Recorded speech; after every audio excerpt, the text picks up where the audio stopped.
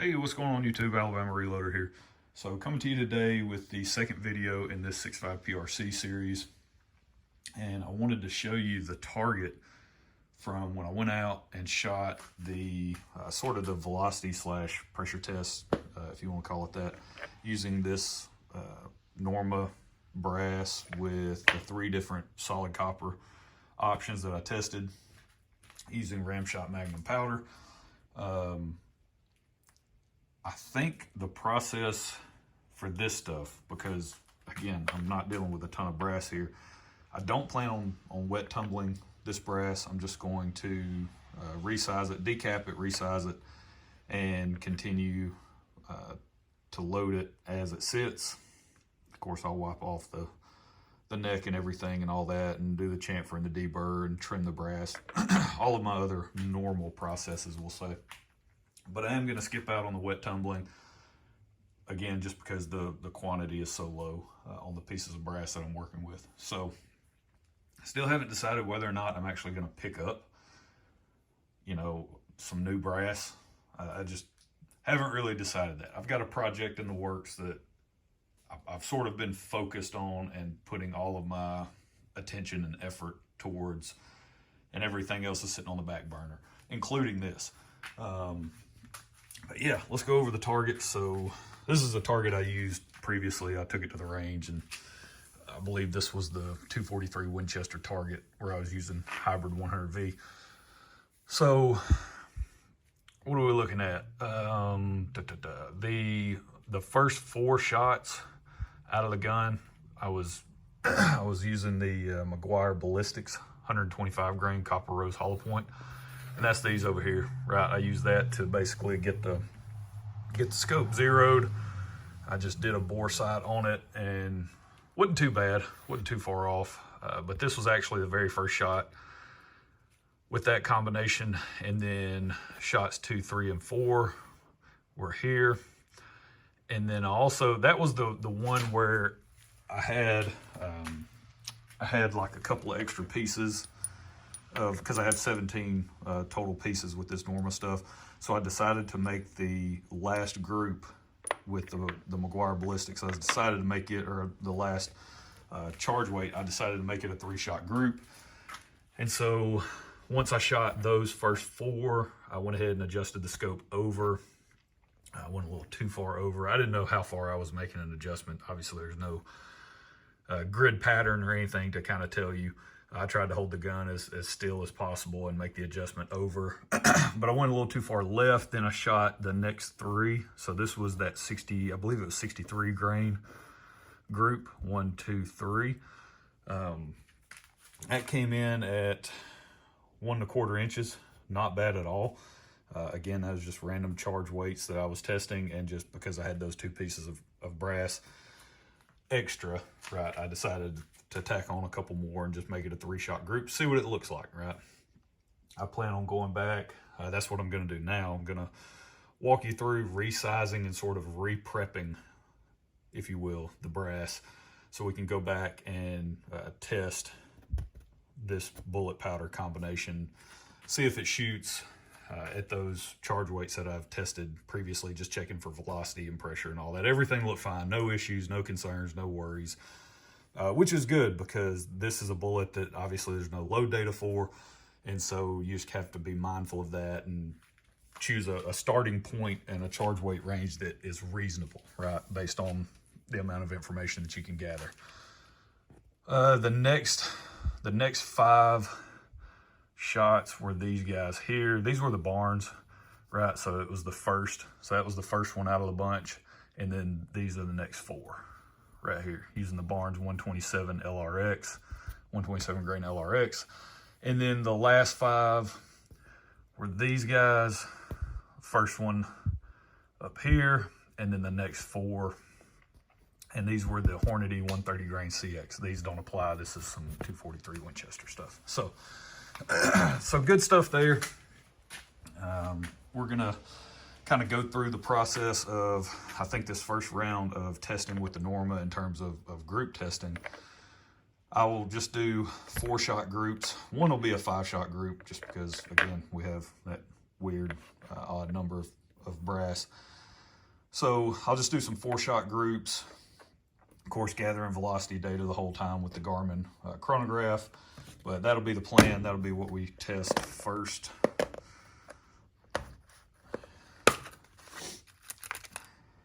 So for those of you guys that are just joining us, maybe you haven't seen these bullets before. McGuire Ballistics, they, obviously one of my favorite bullets, make some dynamite hunting projectiles, solid copper stuff. Go check them out. They're out in California. Sam and those guys, they do an amazing job. They really do. I've had such good luck with these on deer and hogs so far. Right now, it's my #1 recommendation on a hunting bullet if they make it in your caliber and weight range that your twist rate and your firearm can handle. Then I highly recommend checking out these guys. So that's what we're going to go with to do this initial group testing. Here's the Hornady brass. I still have it already prepped, primed, ready to go. I haven't decided what I want to do with this stuff yet. I thought about maybe testing some of the more traditionally constructed cup and core style bullets, right? With the Hornady brass. I still haven't decided because what I plan on doing is cleaning the barrel between the solid copper and the cup and core style bullets, because that's everyone's right now. That's the trending and woke and hip and whatever word of the day that basically it's kind of like, I equate it to like a Glock fanboy, you know, where Glock is the answer for everything. This is the answer for everything accuracy related right now in the reloading community. Everyone's wants to jump on that bandwagon and just say that, oh, if you don't clean your barrel in between the different bullet types, then you're robbing yourself of being able to shoot 1/4 inch groups every single time you go out. And so that's to blame. So I do plan on doing that just so I can, you know, kind of be like, hey, I did clean it. And I'll mention that in the video. I'm sure someone will still comment about it down below because they won't watch the entire video and listen to everything that's said. They won't understand everything that's said, and then they'll just leave the comment anyway. So whatever. But that's going to be the plan there. Don't know if I'm actually going to test all 4 of these. I really would like to check out this Spear Impact. Huge fan of that bullet from Spear, and just Spear bullets in general. Huge fan of. So that's going to be my plan though, right off the bat, is to get back out to the range, test this stuff. But before we do that, we need to get it resized. I do have, let me see. Yep. Okay. I was just double checking. I could decap this stuff with a Lee universal decapping die, but I think I'm just going to leave my Redding resizing die in there and just do it all at once. It still has the decapping pin in there. So you guys hang tight. All right. So we're back. And went ahead, decapped everything. I ended up changing my mind. As soon as I hit pause on the video, I was like, you know what? I've still got the L.E. Wilson mandrel that I use whenever I'm doing my 6.5 Creedmoor sizing. Over in that cartridge, I've mentioned it basically every 6.5 Creedmoor video I do. I talk about how when I go to resize that one, I simply use the Hornady full-length resizing die with the expander ball assembly removed from the die, and so essentially it's a body die, right? And then from there I use an L.E. Wilson 6.5 expanding mandrel, and it seems to work out really well. It's the mandrel die, the die itself, and the mandrel that I have from L.E. Wilson is really for rounding out the case mouth on brand new brass, or brass that, you know, maybe you've dropped it and you've kind of jacked up the case mouth and you've dented it a little bit. That's really what it's geared towards. Okay, it's not necessarily meant to set neck tension. Okay, they say that on their website, that's really what that is for prepping new brass or brass that the case mouth has been damaged on, you know, dented or whatever. And so that's really what it's for. But I've found that, at least in 6.5 Creedmoor and the Lapua brass that I use, and Starline brass as well, that it seems to do a really good job setting good neck tension if I use that mandrel. So I'm gonna try it here and see if we get the same results in this Norma 6.5 PRC brass. But what I did, I changed it up. I know I told you guys I was going to decap and resize all in one step.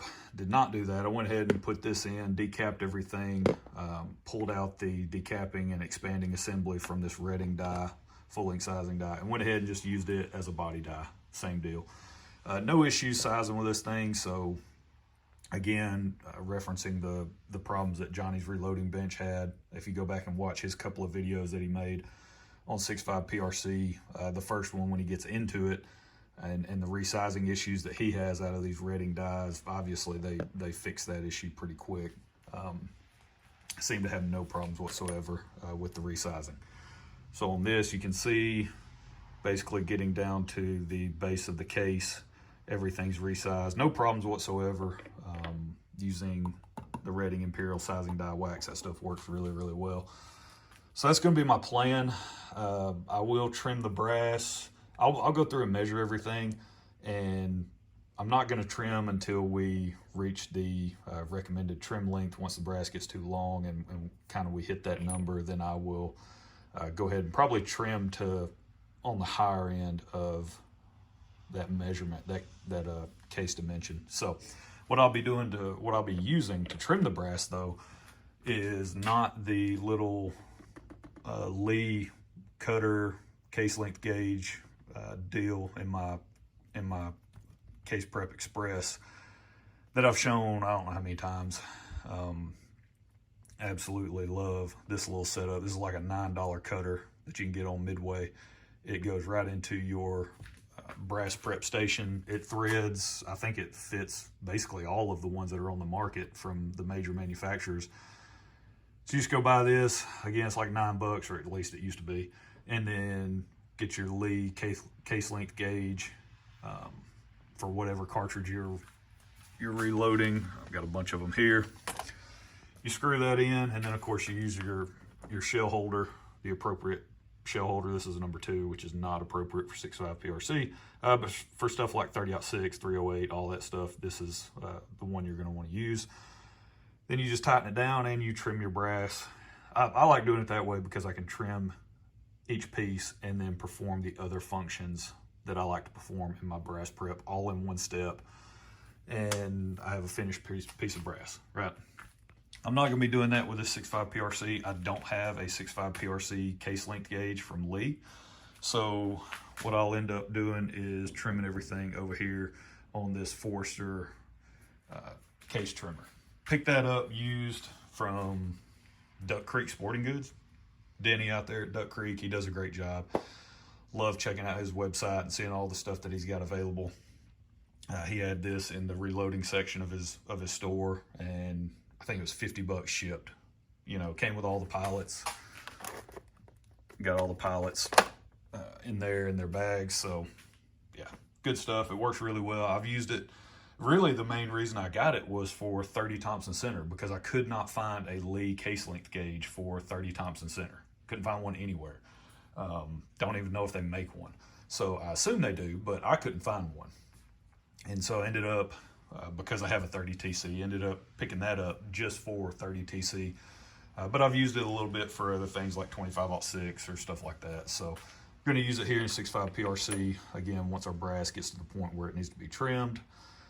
I'll chamfer, deburr the case mouths, again, over here on the lineman. Clean out the primer pockets, and then good to go. Prime, dump powder, and we're going to hit the range. So that's basically it for this video.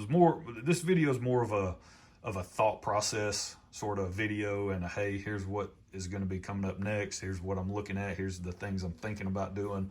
Here's kind of what I'm wanting to test. I would like to test this McGuire Ballistics. I want to do it first on the group testing, simply because I want to throw some together and go hunt with it. Still have a little bit of time left before the end of the season. The season ends February 10th here in Alabama. Some parts of Alabama, I think it actually ends a little bit sooner than that, but the zone that I'm in, deer season ends February 10th. And today is December 27th, so I've got time. So if I can throw this together, get out to the range, if it just, I just need it to shoot 1.5 or better, and I'm going to load some up and hit the deer woods. So that's kind of the game plan. That's the expectation and the goal, which obviously I think we're going to come in well under that, but that's sort of the threshold, right? If we can come in under that, I'll be fine to just load up a few more and then go hunt with it. So that's it. That's where we're going to leave it. Hope you guys have enjoyed it. Again, if you have any recommendations on 6.5 PRC, maybe a good bullet powder combination that you've run in your setup, I'd love to hear it. I'm really, really looking forward to some of this other stuff, right? This is not 6.5 stuff right here. Some 7mm stuff, some 6mm stuff, some more 7mm stuff. We got a lot of 7mm bullets that need to be tested.